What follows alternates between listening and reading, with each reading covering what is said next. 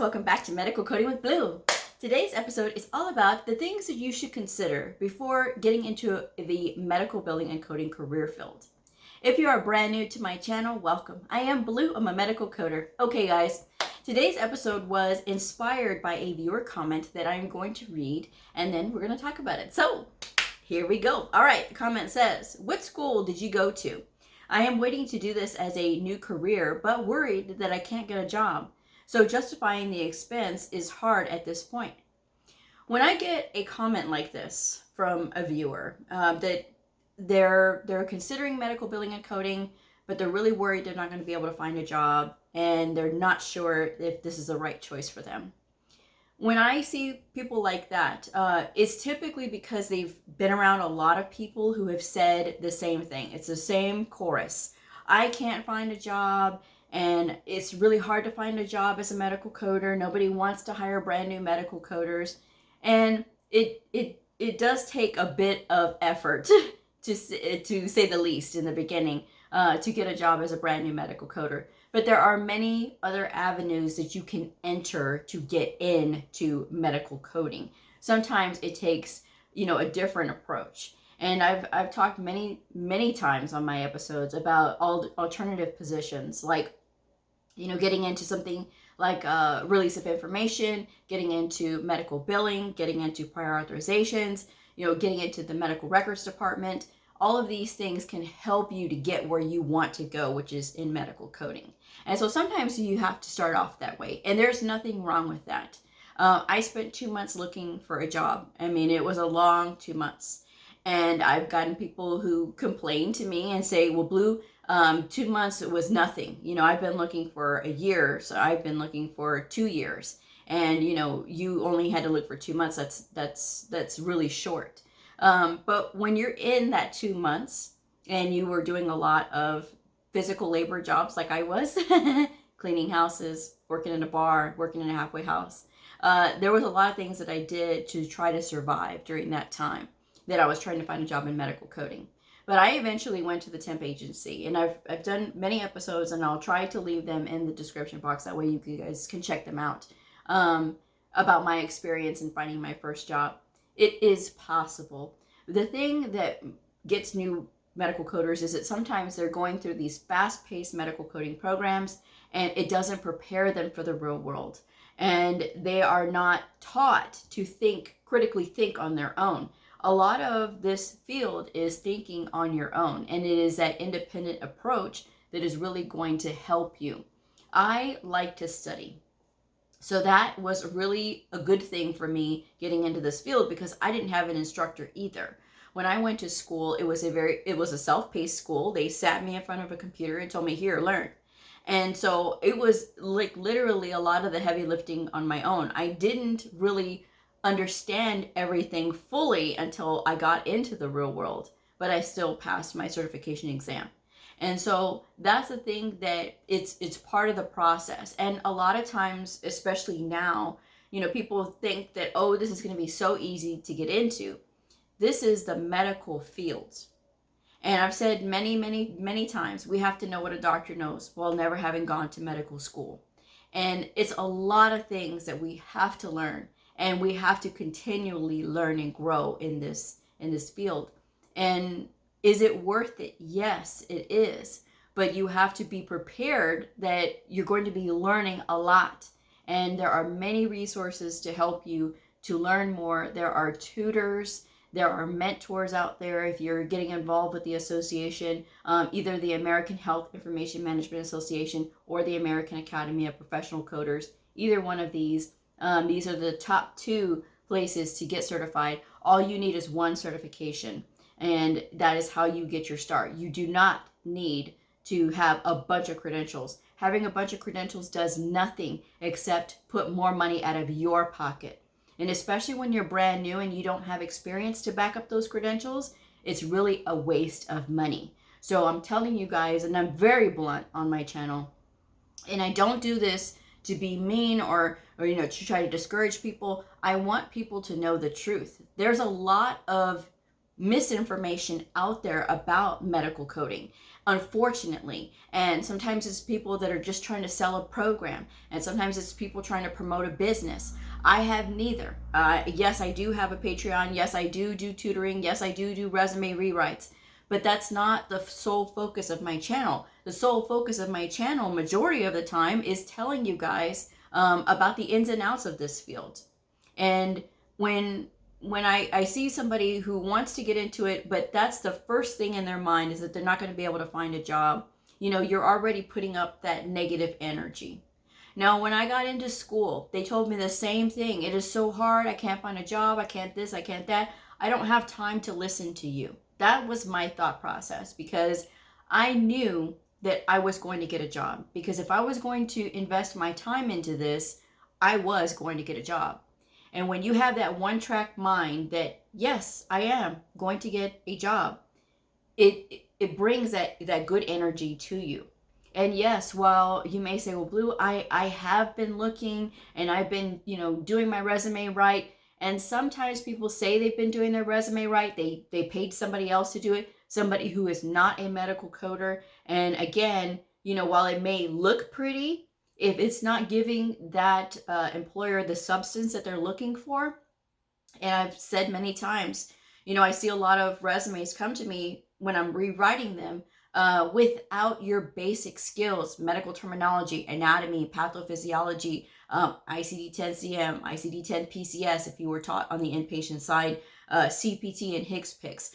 None of that information is there. So a lot of those resumes get passed over. So a lot of times when these people are running around saying that they can't find a job, look at the reason that they're not being able to get a job. Is it because the resume is bad? Are they applying at a lot of places? Because I've heard from people who say, well, Blue, I applied at 2 and 3 places and no one's calling me back. Because you've only applied at 2 and 3 places. That's why. So it takes effort to get in. It takes effort to learn this. And you see all these books back here? Trust me, I've got another shelf full of them. It's a lot of learning and it's a lot of applying yourself. But it is worth it. It is worth it when you put in that effort and when you find your job, and then when you're able to get in and you're able to start learning and you're not expecting people to teach you. Yes, there's going to be times when you're going to have to consult a colleague. What do you think about this code? But for the most part, we are supposed to be researchers and learning how to find the answers. And when I talk about trying to find the answers and giving these resources, sometimes I'll leave the resources that I find that are helpful in the community tab of my YouTube channel, but a lot of times I'll share them exclusively with my Patreons. And there's a lot of things that I share with my Patreons that I don't share on YouTube, because with Patreon, they're pledging their support. And so that is where I kind of direct a lot of my actual coding stuff too. Because here on YouTube, no one wants to watch that. Most of the high volume shows that get watched are shows like this one, where I'm talking about, is this worth it? And but don't let the idea of not being able to find a job stop you from something that you want to do. If you genuinely want to do medical coding, if you say, well, I've done my research and I think that this would be a great field for me. I really like to learn. I like to work with providers, because you're working with very intelligent people.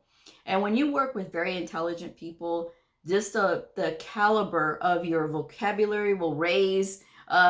Just your communication gets better when you immerse yourself in that culture. And that's what this is. I love that I work with very intelligent people. They are different. They communicate differently. They have different needs, and they have things that you can explain to them. And when you get to that point of learning what you're doing, and as you progress in this industry, you'll get better professionally. So again, it is possible to get a job. I mean, we all started with no experience. So don't think that just because, you're brand new that you'll never get a job, or just because you have a CPCA, which is a certified professional coder apprentice, that you can't get a job. Because as a YouTube creator who has no affiliation at all with AAPC, by the way. A majority of my audience is with AAPC, and a lot of them, especially at the beginning of the pandemic, they were panicking. Can I get a job with a CPCA? And I told them, apply, and get the positions. They did. So it is possible. And that was at the time when everything was shut down. Okay. So that's the thing that you need to understand, is that not everything that you hear that is bad is actually the truth. And sometimes people have a hard time getting in and getting their first job because they can't pass a background check. If you can't pass a background check, a simple background check, because they're looking for like just offenses, like violent offenses or anything like that, then if you can't pass that, then that's part of the problem. They're looking for things. If you take things that you're not supposed to, and I'm going to leave it like that. You all know what I'm trying to say. If you do that, that's also a no-no in this industry. You can't do that. You can't be under the influence and working with private patient health information. You can't do that. So if that's an issue, then that's another reason why people don't get a job. But again, when you focus on your studies and you focus on passing your test and you focus on getting a job, that's where you're going to go. Because you have to learn to get a thick skin. You have to learn to ignore those negative Nellies, because there's a lot of them out there. And they're going to be so convincing, and they're going to tell you like they know. And a lot of times the ones that are trying to tell you like they know, they don't know. I've had many who tell me, oh, Blue, I was talking to somebody in the field and they were saying that medical coding is going away. Okay, well, who said this? Oh, it was a nurse friend of mine. Okay, is this nurse a medical coder? Well, no. Okay, there you go. Oh, but they're a nurse. Yes, and I'm sure they know nursing things, but they don't know medical coding things. Medical coding and nursing is two completely different things. Do nurses make great medical coders? Sometimes yes, sometimes no, because sometimes those nurses can't take that nurse hat off, and there's a difference there. So again, looking at who you're getting your information from plays a huge part. Now, I have no dog in this fight, whether you get into medical coding or not, whether you decide to become a medical biller or not. It really makes no difference to me. But what I am here to do is to help you to see that not everything that you hear is true. And I have nothing to sell you, so I have no reason to sway you either way. I'm just giving you the facts, that sometimes it's not as scary as you think, right? Learning medical coding is not as scary as you think. The people that are most scared, I think, of learning medical coding are the ones that want to do the shortcuts, and they don't want to have to read, and they don't want to have to do the flashcards. And that's just not going to be sustainable in this industry, because again, we have to know a lot. And just saying, well, I'm not a doctor and I'm not a nurse, that's not even an excuse for not being able to understand something. We have to understand very complex and very confusing documentation sometimes. And then depending on the provider, when they have their times when they don't want to document, they don't want to listen. And you have to be able to work with that as well. And so there's those times when it becomes a challenge. But again, it's going to be your acceptance of that challenge. And so justifying the expenses is hard at this point. Some of the trade schools are very expensive. I have seen them up to $40,000 just for a certification. For $40,000, you can get a degree. Okay. Now, do you need a degree to get into this field? No, you do not. I was a CCA, or a Certified Coding Associate, for 13 years before I got my CCSP and my CCS, which was just last year. But I carried that CCA for a long time. And I did it on purpose because I'm a very stubborn woman.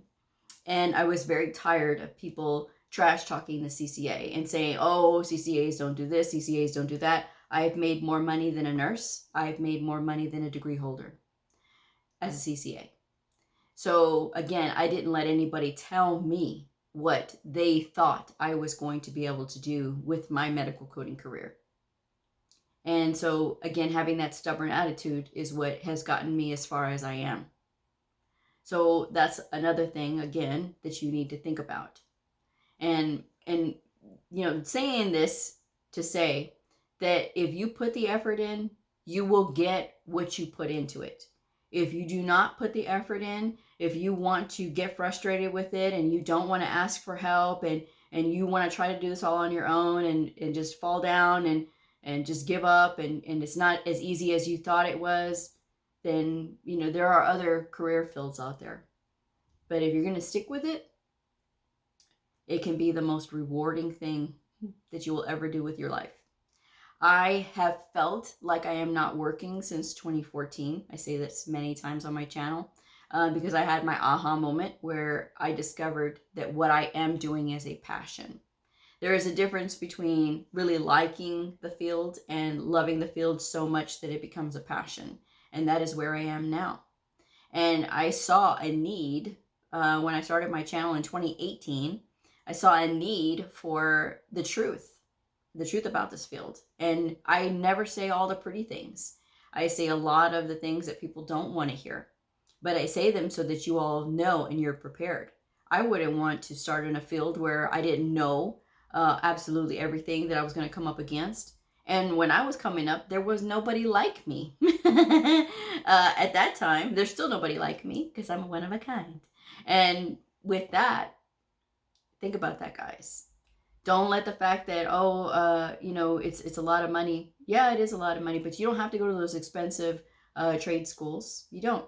You can actually do the self-study. And I have actually the template on the self-study method where you can get all the books and you can follow, the timeline of how long it takes to study on your own. You certainly don't have to follow that. You can go faster if you want to. You can go slower if you want to. If you follow that template, it takes a whole year. Okay. And so, it's entirely up to you. You can invest that way and learn on your own, or you can try to go to a trade school and spend money, and maybe you'll get a good teacher. Maybe you won't. I've heard horror stories. Trust me. I get plenty of emails from people who say they paid a lot of money and the teacher never taught them. They just stood there and read from a book. And that unfortunately happens. And I've said it many times, schools, we need to do better. Leaders, we need to do better. Because bringing up this next generation of medical coders, it's a big task, but it is possible. And the workforce can get stronger given that we all work together, and which would be really nice. And it starts with the schools. But keep in mind, those schools are businesses and they have overhead to maintain.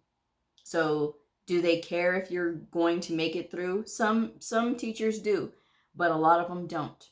And so you need to think about that. Study on your own. Go through the associations themselves.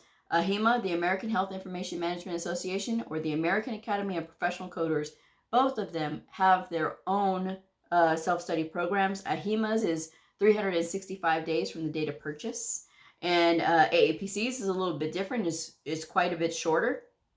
I believe it's 4 months, but you can pay for an extension, and that's just the coding part. That's not including the anatomy and medical terminology, which is a separate bundle in itself. You can check the AAPC website for more information on that if you are interested in getting your training with them. So either way, both of them prepare you for worthy credentials, the CCS, the CCA, the CCSP, or even the CPC. The CPC is with AAPC. CCS, CCA, and CCSP are all with AHIMA. Okay, so check the websites and get familiar with them. Decide who you want to go with and start from there. So that way you can start getting that training, and then you can start getting the ball rolling. Guys, it takes time to get through these self-study programs. I always recommend a minimum of 9 months, 12 months, or 18 months to study. So that way you can be prepared enough to get your certification. You're not trying to go through at a rapid pace. I do not recommend programs that are short, 6 months, 4 months. And people will ask me, what do you think about 8-month programs? 8 months is a heck of a lot better than 6 months or 4 months. I'll say that. But if you only want to go to a short program like that, that's okay. If you feel like you've grasped all the material you've been studying, and that's on you. You know, that there's different study methods for people. So again, take a look through my videos. I have so many videos about self-study tips and tips for busy people that need to study. But you have to make the time for it, guys. You have to carve out those 30 minutes here and there. You know, if you have 30 minutes on a drive, you can be studying. You can be listening to something. It doesn't necessarily mean that you have to be in front of a book. You can listen. You know, so there's many alternatives. And, you know, that's pretty much where I'm going to leave it today. But, you know, if you want to get into this career field, great. But just know that it's hard work. And you can't look at it like right out of the gate, you haven't even started studying yet. How am I going to get a job? Don't do that. When you start putting such big things ahead of what you need to do first, which is first find out which certification you want to sit for, so that way you know what program to get into. Okay? So that way you know what you're going to be learning. Okay? And if the program that you're being trained for is not with AHIMA or AAPC, if they are not training you for either one of those credentials through one of those agencies, that's not the association for you, or that's not the program for you, because again, you want the credentials that employers are going to be looking for, so you want to be trained correctly. Okay, so AHIMA or AAPC is where you want to look if they're training you for that. If it's something reasonable, you know, great. Is it good price? Okay, good. But you can get training again through the associations for a fraction of the cost. Both programs, I think, are a little under $4,000 each. You know, so if you're going to pay out of pocket, you know, that may be an alternative that you may want to look into. There's also programs out there like the WIOA, or the Workforce Innovation and Opportunity Act. And that is a program that you can go through if you are in a low-wage paying job, or if you were laid off. There's a lot of resources out there to help you get training, and they will pay for that training, but you have to, you know, look that up so that way you can get in contact with those folks. All right. So I'm going to go ahead and wrap this one up, but I hope this video was helpful. And I wish you the best on your journey, whether it is in medical coding or, you know, some other field. You know, you have to do whatever makes you happy. We only get one life, and that life goes by like that. And you need to do something that you enjoy, not just working, and then, you know, you retire and then you didn't enjoy your life. You didn't enjoy all of your years of work. You know, I'm enjoying my years of work, even though I am working. And I don't think I'm ever going to retire, because that's how much I enjoy what I do. I'm just saying. So I'm going to wrap this up. Thank you guys so much for watching. Please like, subscribe, and share, and I'll see y'all next time. Bye.